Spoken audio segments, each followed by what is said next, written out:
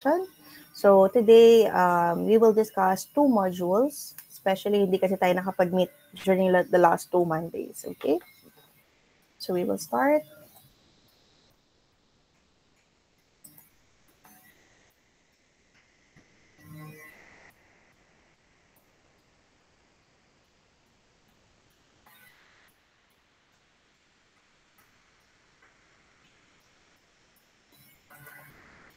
Okay. Can everybody see the screen? Sorry. Okay. So, saan na kayo sa lab? Nag-retinoscopy na kayo with Dr. Erica?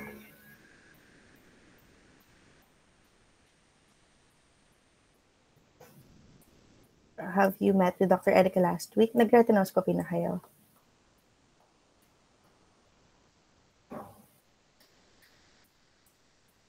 Hindi pa. Okay. So, possible baka this week siguro. Okay. So for today, we will be discussing Module 8 and Module 9. So for Module 8, this is the part 3 of our ocular assessments, okay? So ano ba yung nasa part 3? So here, we will be discussing the refraction techniques and the accommodation tests na kailangan for pediatric patients.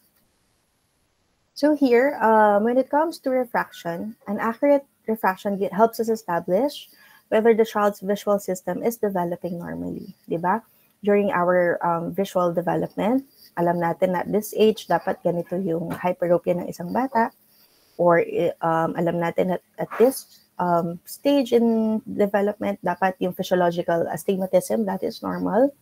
So that is why, if you have an accurate refraction, it would give you an idea kung nakuha mong data is coinciding with the development of the eye, or if in case naman masyadong malayo sa norms, dun natin malalaman na possible there is an abnormality on the visual system. So by doing refractive examination, it gives us an opportunity to correct any ametropia, and so matutulungan natin yung bata to achieve maximum vision possible. Okay? So when it comes to refraction, when it comes to adult patients, ang goal lang natin is to get the best corrected visual acuity.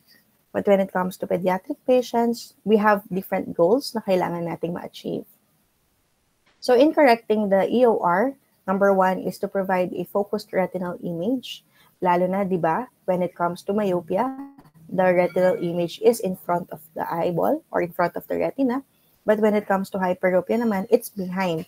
So dito, when it comes to refractive examination, ang goal natin is to put the retinal image directly on the retina. Then, to achieve balance between accommodation and the convergence, to prevent amblyopia, to correct if there is strabismus, to permit fusion, especially kung nagkakaroon siya ng binocular vision problems, and to preserve the binocularity. So when it comes to refractive examination, marami tayong techniques na ginagawa. We make use of retinoscopy, we make use of subjective refraction using a phoropter, and a subjective refraction using the trial lens. Then there is also the AR or automated refractometer. When it comes to children, what do you think is the most suitable or ano dapat yung pinaka-best na kailangan nating gamitin? Gagamit ba tayo ng retinoscope? Gagamit ba tayo ng subjective refraction? Or gagamit ba tayo ng AR? What do you think?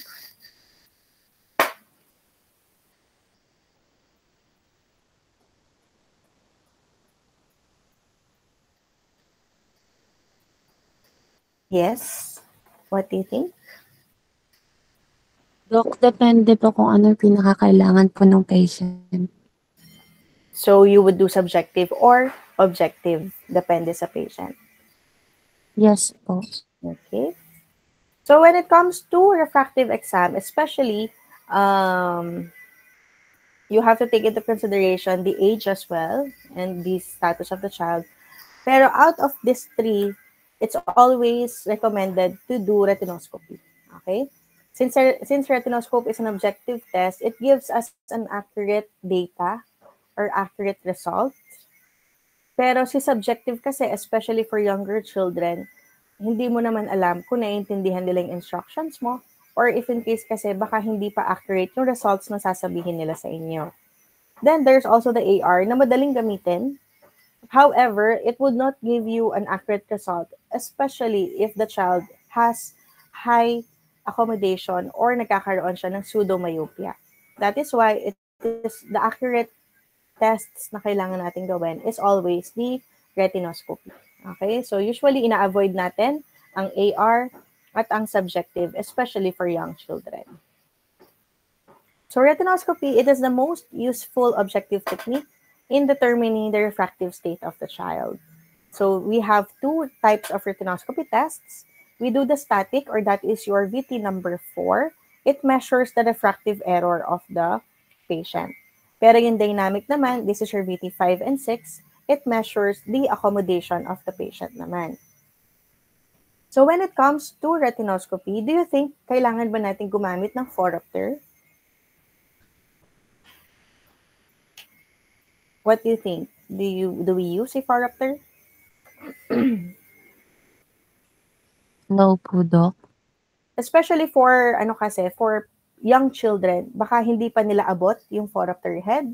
And minsan pansin mo kasi halos 80% ng mukha natatakpan ng phoropter. That is why you will not see your patient's responses. Hindi mo nakikita kung nag-squint na siya, hindi mo nakikita kung nakatingin pa siya ng tama sa target mo. That is why, in doing retinoscopy, pwede tayong gumamit ng retinoscopy rack. So this is your retinoscopy rack. Nakalagay na yung mga different grades of lenses here. This is the minus lens, this is the plus lens, and then ito yung ilalagay mo lang sa harap ng eyes ng patient when doing retinoscopy. So dito ka lang mag-neutralize. Or if in case wala kayong retinoscopy rack, you can make use of your trial lenses. Lalagay mo lang siya sa harap ng eyes, then doon ka mag-neutralize. For older children, na kaya na magsuot ng trial frame, pwedeng mag-retinoscope ka with trial frame on. Meron kasi mga bata na irritated kapag sinusuotan ng glasses. Kung kaya nilang mag-trial frame, pwede din. Pero if hirap pa sila, then wala kang retirac, kahit trial lenses lang, pwede na. Okay. When it comes to refraction, there's always the objective and the subjective test. So when it comes to objective, there is the static, the near retinoscopy or the Mohindra, and the cyclorefraction. Yung subjective refraction naman natin, since dito nagre-rely tayo sa patient responses, magagawa lang natin siya for adults and for older children. So for pediatric patients, mostly magre-rely tayo sa objective. That is why you need to enhance or you need to improve your retinoscopy skills, lalo na kung sa tingin nyo, doon kayo nahihirapan. Kasi an accurate retinoscopy result would give you the most accurate finding to prescribe sa pediatric na bata, na patient ninyo. So first, retinoscopy technique is the static. So this is your VT number 4. Okay? So I think you're already familiar with the VT number 4. Wherein dito, by the word static, the accommodation should be kept in a relaxed state, meaning hindi nag-accommodate yung bata. Okay? Nakatingin lang siya at a target of 6 meters or 20 feet. Ngayon, sa mga adult patients, pinapatignan lang natin sila sa biggest letter, di ba? Tingin ka lang sa letter E. Pero when it comes to patients kasi, lalo na kung hindi naman alam kung ano yung letter E, hindi pa sila school age, or baka short yung attention span nila, you can make use of videos, pictures, interesting toys, or sometimes pwede yung ipatayo yung parent or yung guardian sa malayo at 6 meters para siya yung titignan ng patient ninyo. Especially sometimes, meron kasing patients na short attention span, pag nakita na, ayaw na. Or isipin nyo na lang kung yung retinoscopy kasi nakakaantok sa mga matatanda, what more sa mga bata, di ba? So how do we get the child's attention? So you have to keep talking to the child. Either you can ask questions like, what can you see on the picture? Can you describe anong colors na nakikita mo? Or what is the cartoon doing? Can you explain kung ano yung pinapanood mo? Or if in case yung parent yung naka-stand sa malayo, you can just ask, is mommy waving at you? Can you tell me what your mom is doing? Or Ano yung suot ng mama mo? Can you see the color? Mga ganong questions to engage the child para lagi siyang nakafixate sa target ninyo. Pero syempre, understandably, meron pa rin talagang mga infants or there are those toddlers or young children na hindi talaga nakakaintindi ng instructions and they are more interested to look at the light, di ba? Kahit anong gawin mo, tinitingnan yung retinoscope mo, hindi yung distant target. Then you have to use that to your advantage and just adopt the Mohindra technique. So si Mohindra technique, this is what we call the near retinoscopy or the near fixation retinoscopy. From the word near or near fixation, it means instead of nakatingin siya sa distant target, ang tinitignan niya yung ilaw ng retinoscope mo. So here, for you to be able to do Mohindra technique, kailangan lahat ng light sources nakapatay. Meaning, the room should be totally dark na ang makikita lang nung bata is your retinoscope light. No? So, meaning, if the room is dark, then there is no possible accommodation. Naka-relax lang siya kasi nakatingin lang siya sa ilaw. So, if static retinoscopy, you do this with both eyes open.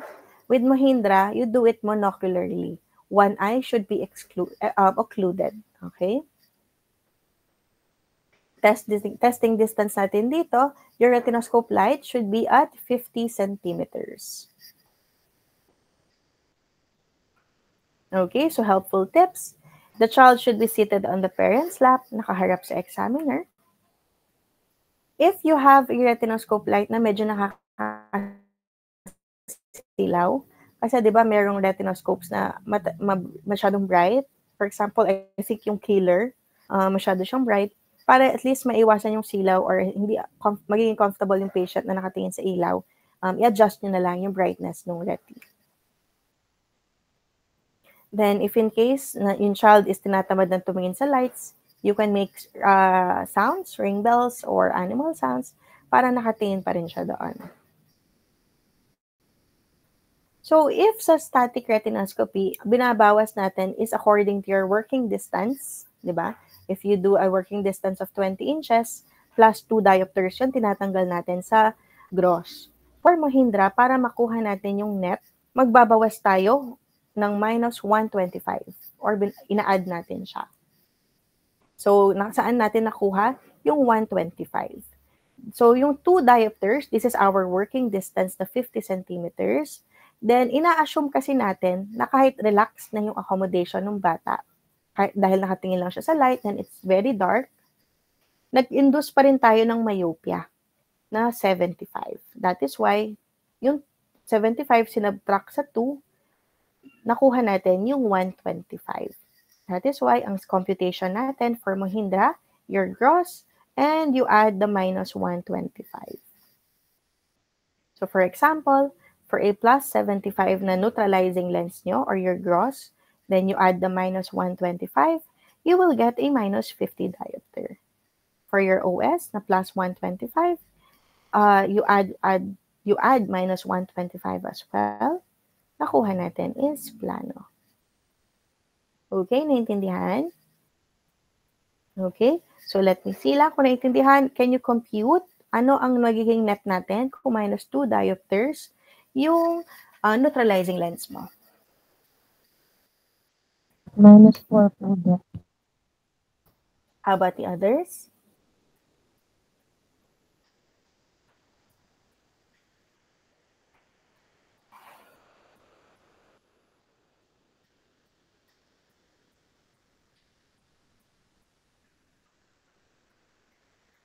So minus 2 plus 1.25, it will give us 325 po pala, Doc. minus 5. How about if it's plus 250?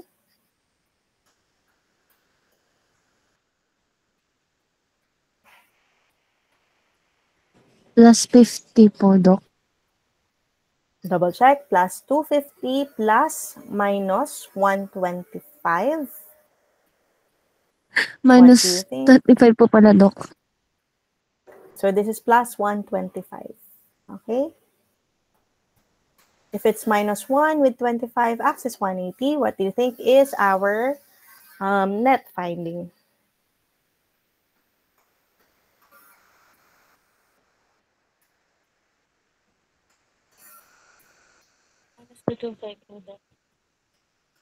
So it's minus 225 with 25. Huwag niyong kakalimutan yung 25 cylinder. Okay? Next, we have plano with 50, axis 90. Minus 2 with 50 cylinder po, Doc. It's minus 125. Kailangan you make sure, you double check your plus sorry. and your minus. No? Okay, last. Minus 50. Minus 50 minus plus. Plus minus 125. It gives us... Minus 175 po, Doc. Yes, minus 175. Okay? So next, we do cycloplegic refraction naman. Okay? So for cycloplegic refraction, this is an essential tool in the examination of children. So usually, kahit sinong tatanungin mo, they would always assume or they would always prefer na lahat ng bata would need to do a cycloplegic refraction, lalo na kung if it's their first examination. However, meron namang iba na nag-argue na hindi naman kailangan para sa lahat ng children is cycloplegic mo, lalo na if they have the following criteria. If in case maganda naman yung VA niya, hindi naman siya nagkakaroon ng symptoms, meron siya normal oculomotor balance, okay din naman yung stereopsis niya, wala naman siyang family history ng any vision anomaly, and if in case normal din naman yung accommodation niya, meaning wala namang problem na nakikita sa bata, then hindi na niya kailangan ng cycloplegic refraction. Pero syempre, it is still the doctor's prerogative kung kailangan ng batang icyclo or hindi. So who do we consider for cyclorefraction? First, those with unexplained poor VA. Yung kahit sinubjective refraction mo na or in static retinoscopy mo na, hindi pa rin nag-i-improve. And those with poor stereopsis, those that have manifest EZO, either phoria or tropia, na merong over or under accommodation. Then, if in case meron silang family history of squint, amblyopia, or high hyperopias. Then, if the anisometropia is greater than 1 diopter. Then last, especially very common after the pandemic, madami yung mga may pseudomyopia. Yung lumalabas sa AR minus, but when you do retinoscopy and you do cyclo, nagpa-plus sila. That is why kanina sabi ko, hindi pa rin talaga recommended ang AR sa mga bata since it does not give us an accurate result.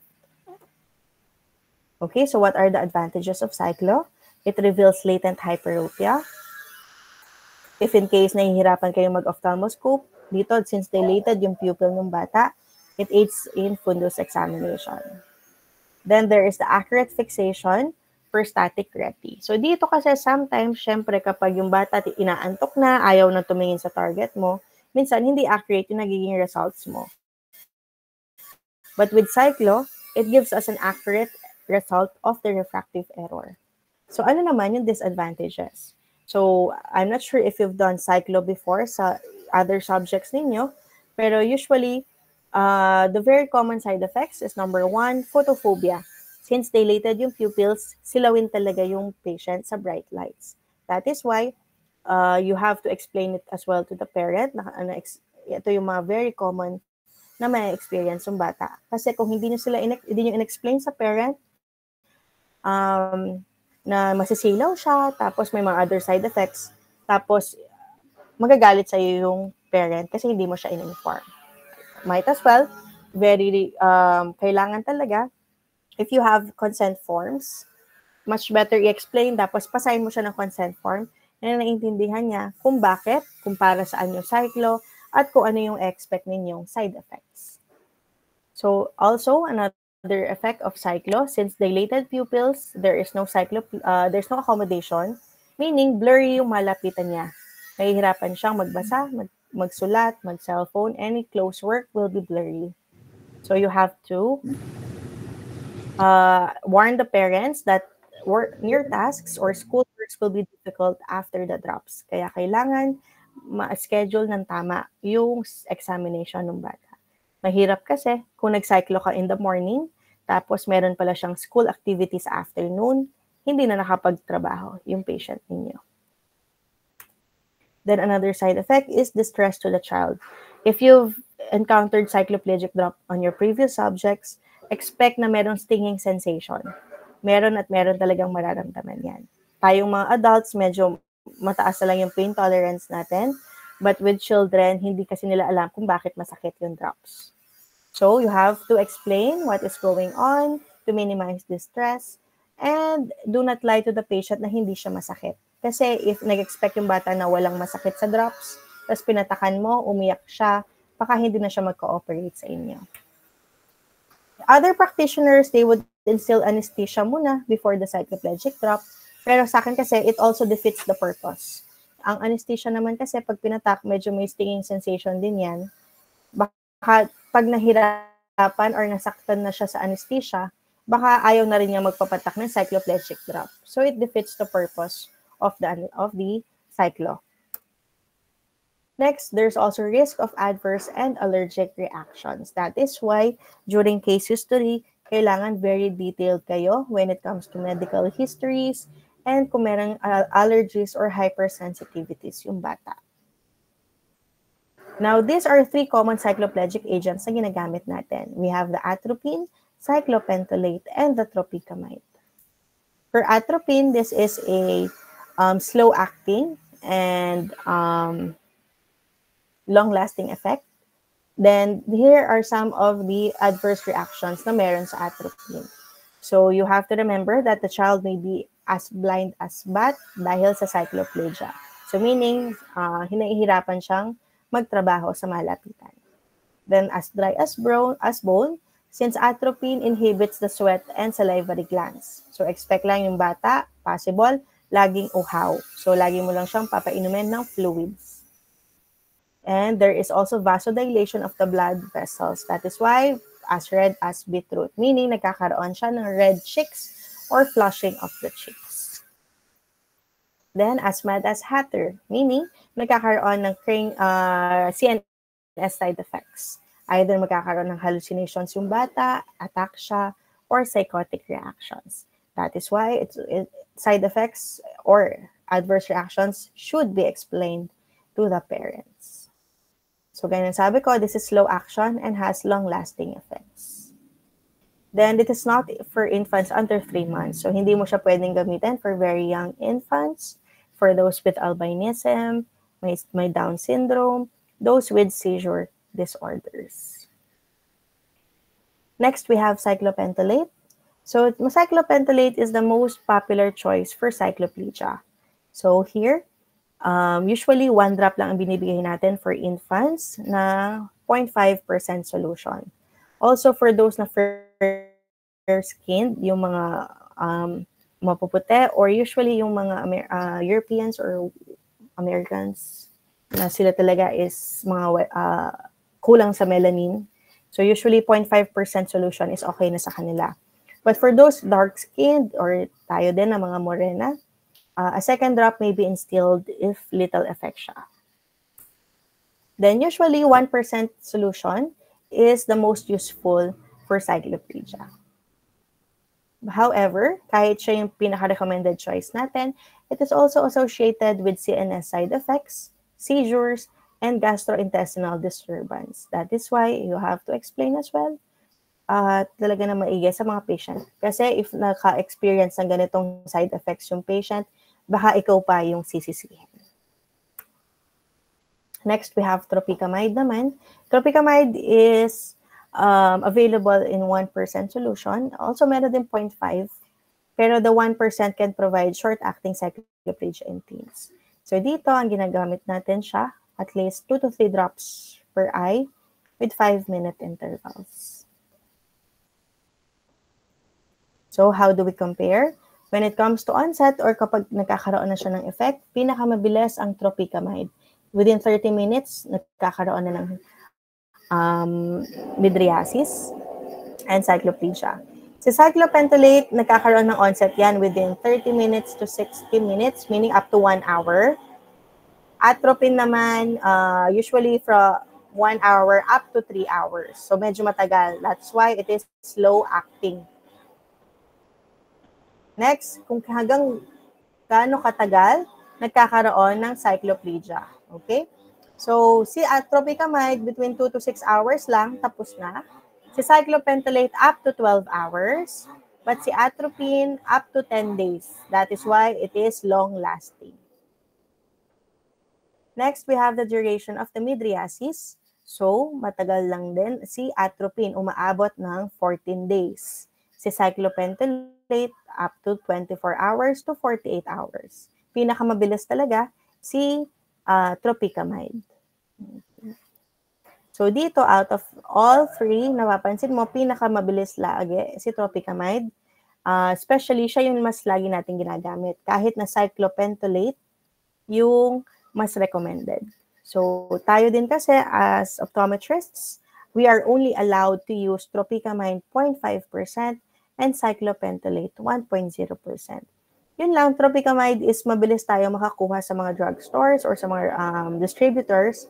Si cyclopentolate kasi is by prescription and sometimes mahirap maghanap ng stocks. Okay, next we have accommodation tests. So for accommodation naman, we make use of dynamic retinoscopy. So kung si static retinoscopy kanina, accommodation is relaxed. Dito naman, we induce accommodation by asking the patient to look or fixate at a near target. So here, it measures the effectiveness of the accommodation rather than the EOR. So for methods naman, sanay lang kasi tayo, the dynamic retinoscopy at 20, dynamic retinoscopy at 40, which is your VT number 5 and VT number 6. But dynamic retinoscopy has a lot of different methods. So ngayon, magfo-focus lang tayo sa Knott's method and the MEM method. So when it comes to Knott's method, ang ginagawa natin dito, you ask the child to fixate at a near target. Depende na lang kung ano yung working distance niya. If the child has a working distance of 20 centimeters, then 20 centimeters nakalagay yung target. Okay? If the child has a near target of 25 centimeters, then yung target is nasa 25 centimeters. Then from there, habang nakatingin siya sa 25 centimeter na target, you would check the reflex of the patient. If you find a small wave movement that is normal, kasi usually expect natin since 25 centimeters yung working distance niya, theoretically, assume natin dapat neutral yun kasi okay yung accommodation niya. But realistically, sometimes may nakikita pa rin talaga tayong small width movement. So if in case may nakita kang against movement, ilalapit mo yung reti towards the patient hanggang neutrality is observed. If in case naman with movement yung nakita mo, ilalayo mo yung retinoscopy hanggang mag-neutral yung reflex. Okay? Then you will take note of the distance between the fixation target and the retinoscope distance. So that is your measurement for the lag of accommodation. If in case against movement yung initial mong nakuha, then it means that the child is over-accommodating, meaning there is lid of accommodation. If with movement, dahil linayo mo yung retinoscope light mo, it means that the child is under-accommodating naman, meaning lag of accommodation. Kulang yung accommodation niya. So when doing Knott's retinoscope, we usually make use of the Ulster-Cardiff cube. So ganito yung itsura niya. This is the Ulster-Cardiff. Then sabihin na natin yung working distance ng patient ninyo is nasa 25 centimeters. So yung target is at 25. Your retinoscope should also be at the 25 centimeters. Then dito nyo o-observe yung reflex. So at 25 centimeters, you would assume neutral yan. Pero if may nakita kayong movement, doon nyo igagalaw yung retinoscope. If against yung nakita ninyo, mag-move forward kayo. Ilalapit nyo yung retinoscope sa patient. If with movement naman, ilalayo nyo hanggang sa mag-neutral. Then you take note kung anong distance nag-neutral yung patient. For example, at 25 working distance, nandito siya. Nakita mo, it is with movement. So, linayo mo siya. Umurong ka. So, sabihin na natin at 25 centimeters, nag-neutral yung reflex at 33 centimeters. So, you take note of that distance. So, your working distance of 25 centimeters, convert it into diopters, that is 4 diopter. And if you convert it, yung neutrality ninyo na 33 centimeters to 3 diopters, then your lag of accommodation is 1 diopter. 4 minus 3, this is your result. So if the normal lag naman is between 0.25 to 0.1, that is okay. But if the lag is greater than normal, then it means that the child has uncorrected hyperopia. If unequal lag naman between the two eyes, then it means possible anisometropia siya. Okay? Naiintindihan ba yung Nuts method or the Nuts retinoscopy? Okay. So next, we will move to MEM retinoscopy. So MEM, it means for monocular estimation method. So iba lang yung pangalan niya, but this is actually your VT number 5, your retinoscopy at 20 inches. Okay? So here, instead of moving the retinoscope, so kanina kay Nut, linalapit or linalayo natin yung retinoscope, dito naman, naka-fix tayo at 20 cm or 20 inches na working distance. Then, depende sa movement niya, neutralizing lens yung linalagay natin. Then, whatever your endpoint is sa lens, that is your result for your MEM retinoscopy. Okay, next we have NPA. So, this is an accommodation test as well. So, we make use of rough ruler. Or kung wala kayo, di ba, pinagawa kayo ng near targets and you have a tape measure. So that is also an accommodation test para malaman natin if their accommodation result is sakto siya sa edad ng bata. Okay, so that is all for our Module 8. Any questions?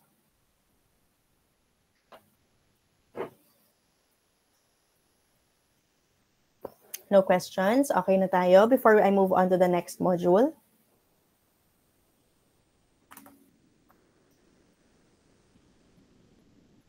Okay. So,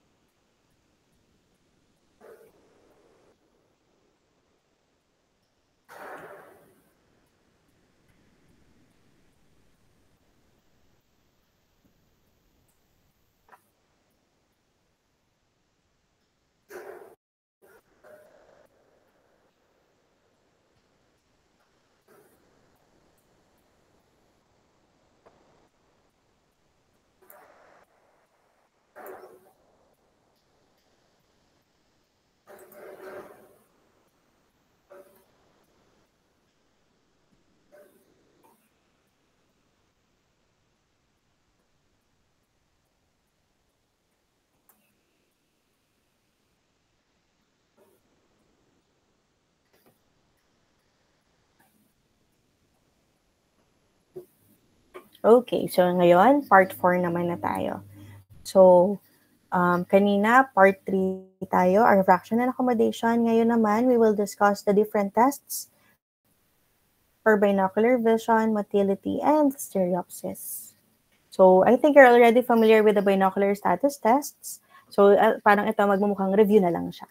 Okay? So, for binocular status, the first and foremost, unang-una natin ginagawa kapag meron tayong suspicions of problems when it comes to the EOMs or sometimes with with binocular function, lagi nating inuuna is the cover tests. So cover test is one of the simplest test objectives, pero it gives us a lot of information, no? Akala natin, titignan lang natin yung recovery motion, pero dito, it gives us an idea about the type, the size, and the control of the deviation. or if binocular function is present, or if in case nagkakaroon tayo ng EOM anomalies. So here, there are two methods of cover tests. We make use of the unilateral cover test or the cover-uncover, and we also have the alternating cover tests. So dito, si cover-uncover, it can determine the presence or absence of atropia. Nadi-differentiate niya yung phoria kay tropia. But with alternating, it can only see movement. Nakikita lang niya kung phoria or tropia is present, but it cannot differentiate between the two. That is why it is always customary na unahin mo munang gawin ang unilateral before ka mag-alternating. Okay? So, I'm not sure lang kung ano yung mga meron kayong occluders, but for me, I am not specific naman. If you want to make use of yung mga simple na occluders na ganito, this one, nakuha ko lang ata to sa convention. So, this one, it's a normal occluder lang. Ang difference lang niya, meron lang siya mga targets dito that you can use for near targets. But if you have the normal occluders, that's also okay. Unless na lang require kayo ni Dr. Erica ng mga translucent and yung mga ganitong transparent na occluders, I am not requiring you, but if you want to have, you can. Ito naman kasi, ang advantage lang nito, if tatakpan mo yung isang mata, aside from ito yung nakikita mo rin yung recovery motion ng covered eye since it's translucent. Same lang here. Ito nakikita mo kung lumalabas or pumapasok yung covered eye. Then for targets naman, anything will do, especially for kids, kailangan interesting sila. So if you have old pens na may mga unicorn or any fascinating na target na at least yun yung pwede na tignan sa near, pwede. Or if pinagawan kayo ng mga popsicle sticks before na may sticker dito or here, pwede din. So at least ito, pwede mo siyang tingin ka dito kay panda or tingin ka dito sa pineapple. Diba? So any interesting targets will do. So ulitin ko lang, I'm not requiring you for this, but if you have, pwede din. Okay. So here, that is why it is always customary to make use of, o unahin ang unilateral kasi pag kinover mo to, makikita mo kung lumalabas or pumapasok, then upon removal, makikita mo yung recovery motion niya. Si alternating kasi, from here, lipat dito, lipat dito, lipat dito. Nakikita mo lang na may movement. Pumapasok, lumalabas, pero hindi mo alam kung tropia siya or phoria siya. That is why unahin mo na si unilateral lagi bago ka mag-alternating. So when it comes to your recording naman, I think a recording nyo lang is isophoria at far, is exotropia at near. I'm not sure if pinapalagay yung recovery sa inyo, pero very common na ilagay nyo is meron ba siyang fast recovery, slow recovery, or jerky, yung movement ba niya when it comes to the recovery. So for it to be easier for you to record, pwede kayong gumamit ng grading system when it comes to the recovery motion of heterophoria. So if it is a rapid and smooth recovery, that is grade 1. If it is slightly slow or medyo jerky yung recovery niya, then that is grade 2. If it's definitely slow pero hindi pa naman nagbe-breakdown yung fusion, then that is grade 3. If slow siya, jerky, tapos after repeat covering, napapagod yung mata, nag-breakdown, tapos kapag nagbe-blink na siya, bumabalik na sa normal yung eyes niya, then that is grade 4. But if it is easily breaking down after 1 to 3 covers, then that is grade 5. So meaning, magre-record kayo, for example, exotropia at far with grade 1 recovery, or esotropia, or esophoria at near with grade 2 recovery. Para at least mas madali sa inyong ma-identify kung paano yung motion. Next, we have the Hirschberg tests. So here, this is just a gross test for the ocular alignment.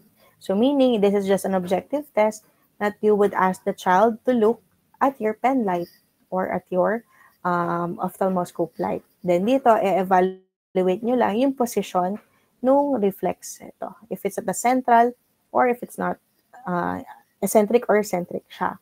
So usually in some books, ang recording niya, every 1 millimeter of deviation is approximately 22 prism diopters.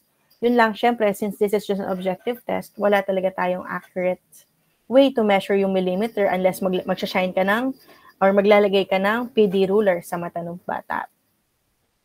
So usually dito, if it's at the center, then it means that the patient has orthophoria. Then I think ang turo naman ata sa inyo sa optoprac is if it's between the central and the pupillary margin, then that is 15 prism diopter. Then if it's at the pupillary margin, that is 30 prism diopter. If it's at the limbal area, then that is 45 prism diopter. So if you see that the corneal reflex is at the lateral part, it's esotropia. But if it's nasally located naman, then that is exotropia. Next, we have Krimsky tests. So here we will measure kung gaano yung magnitude or the degree of the deviation. So with Krimsky tests, para lang siyang Hirschberg, nalilagyan mo ng prisms. Okay? So while the child or while the patient is looking at the pen light, prisms are placed in front of the deviating eye. No? Then ang endpoint natin dito, yung prism power mo is when the corneal reflex is equal na or is in equal position between the deviating and the fixating. In other countries, they make use of modified Krimsky test kung saan yung prism is linalagay naman sa fixating eye instead of the deviating eye. So here we make use of the prism bars or loose prisms tayo. I think both are available naman sa office. So here, for example, the patient has esotropia. Then the corneal reflex is located palabas. Then you put prisms. Ang endpoint natin, kapag parehas ng position na centrally, nung fixating eye at nung reflex nung deviating eye, yun yung endpoint natin. Ngayon, when it comes to the prism position, usually, ang palatandaan ko dyan is kung nasaan yung deviation, nandoon yung apex. So if it is esotropia, meaning papasok yung mata, then even your apex is positioned inwards. So you have a base out prism here. If it is exotropia naman, napalabas yung mata, then the apex is positioned outward, base in kayo magme-measure. Then again, endpoint is kapag parehas equal na or nasa same position na yung reflex between the eyes. Next, we have prism cover tests or the PCT. So here, prisms are also placed in front of the deviating eye, pero dito, pinapartneran mo siya ng alternating cover tests. So endpoint as well, kung kanina yung endpoint natin, equal na yung reflex, here naman ang endpoint natin is no movement should be seen on the deviating eye. Meaning, maglalagay ka ng prism sa deviating eye, tapos you do alternating cover test. Kung may movement pa din, tataasan mo pa yung prism, then you do alternating cover test again, and then ang endpoint natin, if pag nag-alternating cover test ka, wala ka nang nakikitang movement on the deviating or recovery motion, then yun na yung recording natin sa prism cover test. Next, we have 20 prism base out test. So 20 prism base out test, hindi nito mina-measure yung deviation, pero this is just a fusion tests for children up to 5 years. So meaning ginagawa to sa mga preschool, sa mga infants or toddlers. So this gives us an estimate or an idea if the child has fusion, meaning nalalaman natin kung nagkakaroon na siya ng binocular vision. So how do we do this? At prism base out, more or less nasa 20 prism base out is held before one eye. So meaning ginagawa natin to for those na fovea lang. So maglalagay tayo ng prism sa harap ng mata. Then, ang response is tinitignan natin. If the eyes adduct rapidly, gagalaw papasok, it means nagda-defense mechanism yung mata natin to restore the fusion. Then, pagkatanggal mo ng prism, mag-a-abduct siya. So, meaning, okay tayo. Naggumalaw, pumasok para mag-restore ng fusion. Then, upon removal of the prism, bumalik sa normal position. So, for 6 months of age na patients, 10 prism base out lang muna yung gagamitin natin. For 1 year to 18 months, 15 prism base out. Pag over 18 months, doon pa lang natin gagamitin yung 20 prism base out. So, ulitin ko lang, for the eyes are in the normal position, maglalagay ka ng prism base out, then you would expect na mag-a-adapt, meaning papasok. And then, upon removal of the prism, babalik sa normal position. Okay? Naiintindihan ba? Okay. So, other possible responses, if you find no movement, possible wala pang fusion yung bata, or baka naman lack of attention, meaning hindi siya nakatingin sa distant target mo. If in case you find movement pero it is slow to overcome, or meaning slow recovery siya, possible may fusion pero mahina. It is poor fusion. Next, we have suppression tests. Ang suppression, ginagawa ito ng mata natin. More or less, this is a defense mechanism ng mata natin na kung saan iniinhibit niya yung image coming from one eye. Usually, this is the case for anisometropia or yung mga may antimetropia or may mga aniseikonia na unequal yung image size. Meaning, one image na nakikita ng patient is possible maliit, yung isa naman, mas malaki yung image size. So, since hindi pantay yung size nila, hindi na-fuse ng brain natin. So, kapag hindi siya na-fuse, nagkakaroon siya ng confusion, meaning, dinidisregard na lang niya yung image coming from one eye. Or sometimes, those with strabismus, di ba? Yung one eye, ito yung nakikita niyang visual field. With the deviated eye, ito yung nakikita niyang visual field, magkaiba. So, meaning, hindi rin niya na-fuse yung image.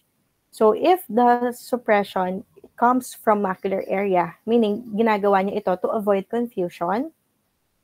But if it is done by the peripheral retina, then it is done to avoid diplopia. So, ano ba yung mga tests na ginagawa natin to detect if your patient has suppression? So, we make use of Wort dot test, Brock string test, or the Bagolini glasses test. Si Wort dot test, para siyang flashlight na merong lights. There is 2 green, 1 red, and 1 white. So, dito, the patient wears the red-green glasses, or if in case walang red-green glasses available, you make use of your auxiliary lens. Yung mga lenses ninyo na nasa trial lenses, yung may red and may green. So, yung red lens ilalagay mo sa right eye, green lens ilalagay mo sa left eye. Then you just ask that patient how many dots yung nakikita niya. So, we have the standard Wort dot test here, 2 green, 1 red, 1 white, the red-green glasses. Meron din tayong pediatric version na instead of dots, images yung nakikita. 1 white light, then may red na image dito, merong green na image dito. So, what are the possible responses? If in case ang nakita lang ng patient is dalawang red, di niya nakikita yung green, there is suppression of the left eye. If in case 3 dots naman yung nakikita niya, then meaning there is suppression of the right eye. If in case 4 dots nakikita niya lahat, sometimes kasi itong white na may mistake nila as pink, that is okay naman. So, as long as there are 4 dots, meaning normal yung binocular vision. Then, if in case naman 5 dots yung nakikita, like this one or this one, then meaning diplopia is present. Next, we have Brock string test. I think you're also familiar with this one. Brock string is just a simple test you make use of for piece of ordinary string na meron 3 color beads. Then you just ask the patient to look at the beads and record the responses. If sa far target mo siya pinatignan, expected natin is inverted V yung makikita ng patient. If in case sa middle target siya nakatingin, expect natin, this is an X. If in case sa near target mo siya napatingin, meaning either X yung makikita niya kasi nakikita pa niya yung string dito, or a V naman yung response niya. If in case naman isang line lang or isang string lang yung nakikita, then that means there is suppression. Next, we have the Bagolini test. So dito, striated lenses are placed at both eyes. So either meron tayong ready to wear na Bagolini glasses, or you can also use your striated lens na nasa trial frames niyo. One striated lens is positioned at 45 degrees, one is positioned at 135 degrees. Tapos dito, using your pen light, you just shine it in front of the patient's eyes. So dito, you would assume na makikita niya yung light as an X. So you just ask how many lines or ano yung lines na nakikita mo, and if may nakikita ka bang ilaw. So the normal response is an X due to the striated lens and a spotlight in the middle. If in case there is diplopia, meaning may nakikita siyang 2 lines and 2 lights. Pero hindi sa central. Yung spotlight, even yung line mo, hindi siya pa X talaga. If suppression, meaning 1 line and 1 light lang yung nakikita niya. If there is scotoma, meaning may nakikita naman siyang X, may nakikita siyang spot or light sa central, yun nga lang, may gap siya dito. Okay, next we have motility tests. So motility test, it gives us information about the range of the ocular movements, if in case comitant or incomitant yung movement ng mata. Meaning, kapag ba tumitingin sila at different positions of gaze, pantay yung movement, or kapag ba nakatingin siya sa right side, may naiiwan na isang mata. So dito, chine-check natin yan. However, if in case gagawin mo siya sa mga infants, you have to take note that ocular movements are still poor at birth. So nagde-develop pa lang siya at 3 months of life. So dito, we make use of interesting toys or lights or anything na targets para yun yung titignan ng patient ninyo. So for motility test, aside from the saccades and versions or deduction tests, for the broad age, this tests the action of the EOM. So dito, the patient just follows your target in the 9 positions of gazes. Diba? With motility, either mag-start tayo sa midline natin, then you move to one shoulder, you move it up, you move it down, then back in the middle, then another shoulder as well, then up and down again. Or for screening tests or sa mga ophthalmologists, they use the fixation preference test, yung CSM. Is the vision or the eyes of the patient central? Is it sustained at all movements? Or is it steady movement? Or is it maintained at all positions of gaze? Next, we have stereopsis tests. So stereopsis naman, it gives us an idea that the child has bifoveal fixation. So if there is a high degree of stereopsis, then the patient has good binocular vision. Pero hindi naman necessary na kapag mahina yung stereopsis ng bata, is mahina na yung binocular vision niya. Possible, there might still be ocular diseases or other anomaly, kaya mahina yung stereopsis. That is why we have to do a careful assessment para malaman natin yung dahilan kung bakit mahina yung stereopsis ng patient. So, for stereopsis test, there is the Lang 2 pencil test. So here, it only tests for the gross stereopsis. Yung fine stereopsis, hindi pa niya na-measure. So dito, you just ask the patient, you are holding one pencil and the child also holds one. And dito, you just put the pencil in front of the patient and then i-attempt nung bata na i-align yung hawak niyang pencil dun sa pencil na hawak mo. So dito, those with good stereopsis will find it easier to perform the test with both eyes open. Diba? So dito, parang game lang siya. Iaabot mo yung pencil mo, then yung pencil na hawak niya, ia-align lang niya. So dito, ipapatry mo siya with one eye occluded and with both eyes open.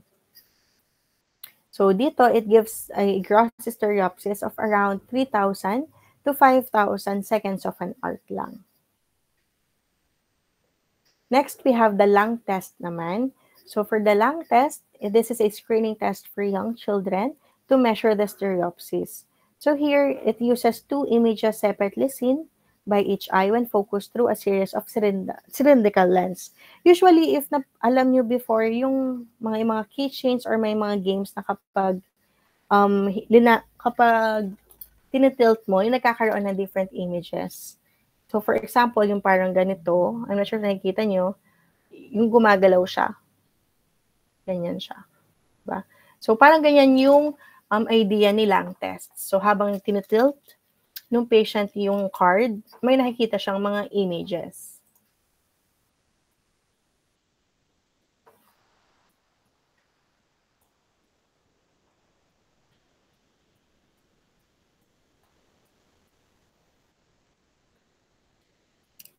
Okay. So, if the binocularity exists, then images are seen. Ang advantage nito, if may mga bata kasi na irritated kapag nagsusuot ng glasses. So, here, no filters are worn. Hahawakan lang ng bata yung card.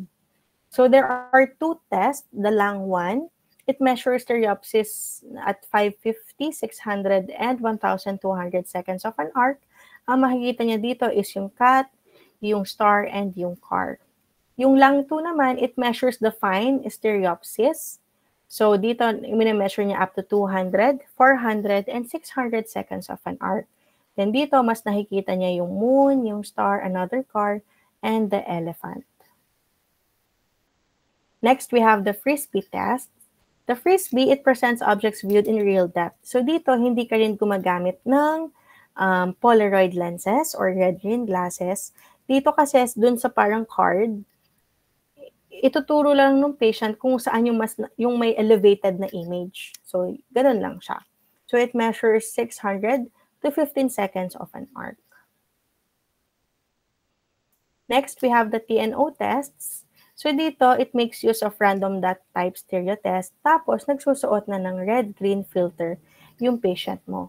So, dito, naghahanap lang siya ng mga shapes sa 7 na test plates. So it can assess stereo acuity down to at least 15 seconds of an arc. So the fine stereopsis mas na-measure niya dito. Next, we have the Titmus test, which I think lahat kayo is familiar. Diba? So ito yung lagi natin ginagamit pag nasa school tayo. So it uses a cross Polaroid to achieve the stereopsis. And it assesses the gross for the fly. So yung fly na may-measure niya around 3,552 to 700 seconds of an arc, while the graded test dito sa other page, fine stereopsis yan up to 800 to 40 seconds of an arc. Next, we have the run dot test. Dito, modified Titmus lang siya, but instead of a fly here, may makikita lang din siyang images dito sa random dots design. Then this is your graded test for the fine stereopsis naman. Okay, so that is all for our Module 9. Any questions?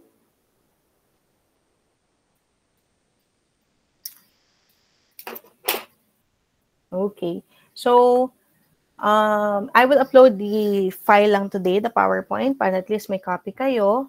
So this Wednesday, coursework lang muna. I will just give you an activity. And then on Monday, quiz tayo. Okay? So you will have a quiz on Module 8 and Module 9.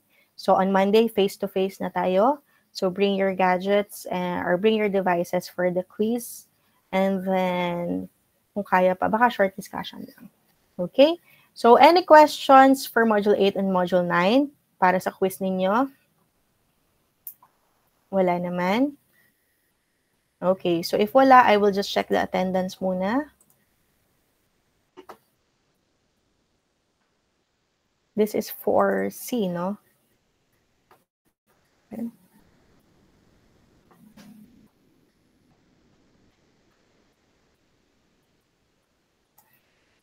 Okay, I'll just say your name, raise your hand, or speak na lang. Okay?